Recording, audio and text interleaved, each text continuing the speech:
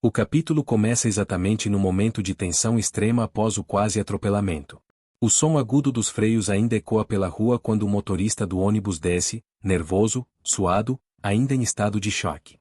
A multidão se aproxima, formando um círculo ao redor de Zenilda, que está trêmula, com a respiração completamente descompassada. Ela tenta recuperar o ar, apoiando as mãos nos joelhos, mas seus olhos estão fixos em Arminda, que encara a cena petrificada. Zenilda ergue o braço, apontando para ela, a voz falhando, mas carregada de fúria e incredulidade. Você me empurrou. Você fez isso de propósito. Arminda abre a boca, mas nenhuma palavra sai.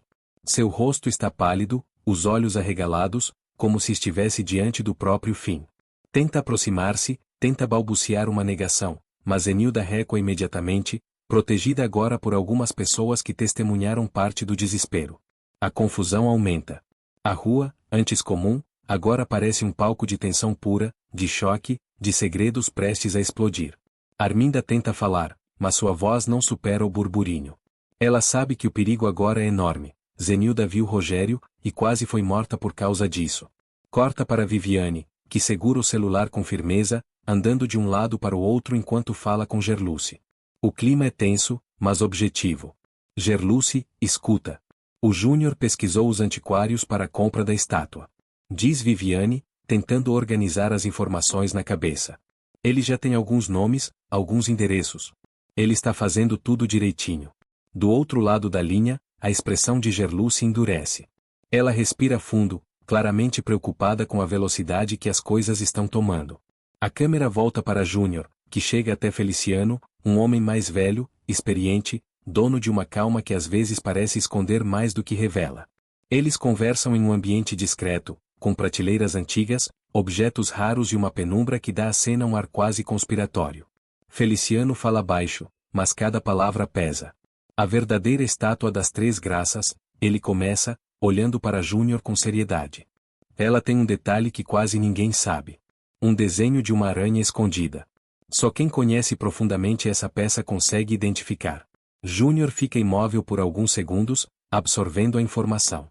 Seus olhos revelam preocupação e também curiosidade. Ele agradece, mas sai com o rosto tenso, esse detalhe muda tudo. Enquanto isso, Ferete está em casa quando Zenilda chega, ainda trêmula. Ela conta, atropelando as palavras, que viu Rogério vivo na rua, o choque está estampado em seu rosto. Ferete tenta disfarçar o susto, tenta não demonstrar a tensão que cresce dentro dele como um nó apertado. Calma, meu amor, calma, ele diz, abraçando-a pelos ombros, embora sua mão esteja fria. Você deve ter se confundido. Muita gente se parece com ele, respira. Mas Zenilda não se convence. Ela repete diversas vezes. Era ele, Ferete. Era ele. Ferete engole seco, tentando manter a calma, mas seus olhos entregam o medo. A cena muda para Rogério, que aparece falando com Cláudia. Ele está tenso, andando de um lado para outro no quarto do hotel. Zenilda me viu na rua. Diz ele, com os olhos arregalados. Tá tudo desmoronando, Cláudia. Se ela falar, se ela contar. Cláudia tenta acalmá-lo, mas seus próprios dedos tremem. Ela sabe que isso coloca todos em risco, principalmente Rogério. A narrativa retorna para a casa de Arminda. Ela entra no quarto em estado de nervos, ainda tentando processar o que aconteceu com Zenilda. Mas quando dá 2 passos, congela, uma voz masculina ecoa do quarto. Arminda. Ela para. O sangue some do rosto. O ar parece sumir. A voz é tão familiar que é como ouvir um morto voltar a falar. Ela vira lentamente, aterrorizada, mas então percebe a verdade. Não é Rogério. É apenas Ferete, seu amante, sentado na cama, com um sorriso irônico, tentando parecer calmo, mas falhando miseravelmente. Arminda fica furiosa. Tomada por adrenalina, medo e raiva acumulada, ela parte para cima dele com agressividade. Seu idiota! Eu quase morri do coração. Ela o agride com tapas e empurrões, completamente descontrolada. Ferete tenta segurá-la pelos braços, tenta contê-la, mas ela está fora de si. Arminda! Para com isso! Grita ele. Ela para, ofegante, com os olhos marejados, não de tristeza, mas de puro desespero. Ferete respira fundo, e então fala com firmeza, olhando diretamente nos olhos dela. Você precisa parar de perturbar a Zenilda. Isso vai dar errado. Vai dar muito errado. Você está cruzando limites. Arminda desvia o olhar, mas o medo está estampado em cada expressão. Ela sabe que ele tem razão. A tensão segue para a cena seguinte, onde Júnior, agora muito mais atento ao que descobriu, conversa com Gerluce e Viviane. Ele está sério, preocupado, quase duro. Eu descobri uma coisa sobre o Floriano. Anuncia ele. Ele tem uma loja que ele usa como fachada.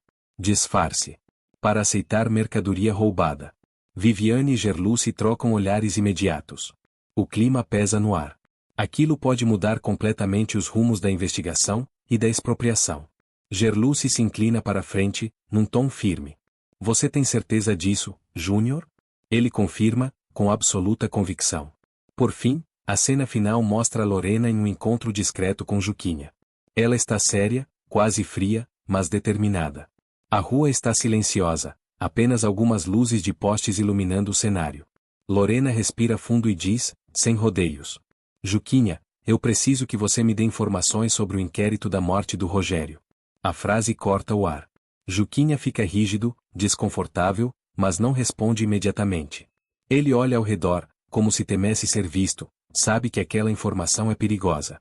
Lorena continua. Isso é importante. Muito importante.